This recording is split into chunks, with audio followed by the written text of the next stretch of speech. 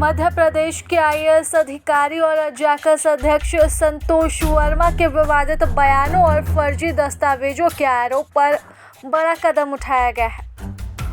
मुख्यमंत्री डॉक्टर मोहन यादव ने संज्ञान लेते हुए जीएडी को सख्त कार्रवाई के निर्देश दिए हैं।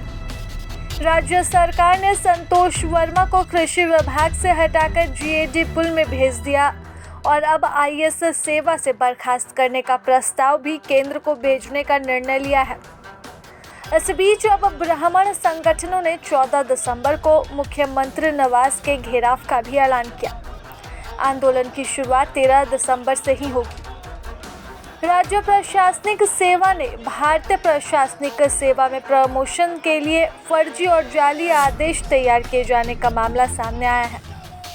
इस संबंध में अलग अलग अदालतों में आपराधिक प्रकरण लंबित है।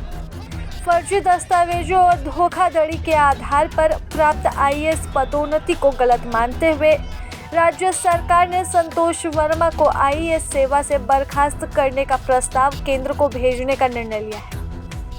सूत्रों की माने तो कारण बताओ नोटिस पर भी उनका जवाब असंतोषजनक पाया गया और वे लगातार अमर्यादित बयान दे रहे हैं। ऐसे में उनके खिलाफ आरोप पत्र जारी करने का निर्णय लिया गया। राज्य सरकार ने संतोष वर्मा को कृषि विभाग में उप सचिव के पद से हटाते हुए सामान्य प्रशासन विभाग के पुल में रख दिया है, जहां उन्हें फिलहाल कोई विभाग या कार्य आवंटित नहीं किया गया है।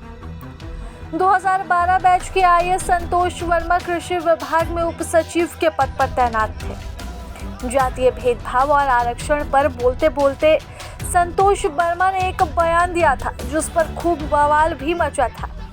उन्होंने कहा था, किसी भी परिवार में आरक्षण तब तक जारी रहना चाहिए जब तक कि उनके बेटे को कोई ब्राह्मण पिता अपनी बेटी का दान न कर दे और उनके बीच संबंध स्थापित न हो जाए। अब रोटी बेटी का रिश्ता होने तक सामाजिक पिछड़ेपन के आधार पर आरक्षण जारी रहना चाहिए। यह बयान सोशल मीडिया पर वायरल होते ही बवाल मच गया।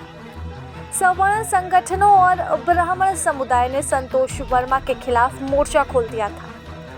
उन्होंने जातीयता का जो जहर बोया उसके खिलाफ प्रदर्शन शुरू हुए और उनकी गिरफ्तारी की मांग होने लगी। आपको बता दें कि संतोष वर्मा के बयान को संविधान विरोधी भी बताया गया। संतोष वर्मा पर 2021 में प्रमोशन के फर्जी डॉक्यूमेंट्स बनाने का भी आरोप है। उन पर आरोप था कि आईएएस कैडर मिलने के बाद विभागीय प्रोन्नति समिति की रिपोर्ट पर विशेष जज विजेंद्र रावत के दस्तखत की नकली प्रति बनाई गई। इंदौर में 27 जून 2021 को उन पर केस कर आधी रात को पुलिस ने उन्हें गिरफ्तार किया था।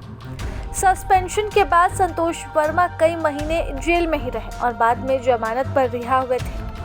संतोष वर्मा का एक महिला के साथ रिश्तों का मामला भी कुछ महीने पहले ही उलझा था। महिला ने यौन शोषण का आरोप लगाया था। महिला का आरोप था कि सिविल सेवा की तैयारी के दौरान मिलने के बाद उनका संबंध बना। वह पति और पत्नी की तरह सरकारी आवास में रहते थे, लेकिन बाद में खुलासा हुआ कि संतोष वर्मा पहले से ही शादीशुदा है। महिला ने 2016 में थाने में शिकायत दर्ज करवाई थी।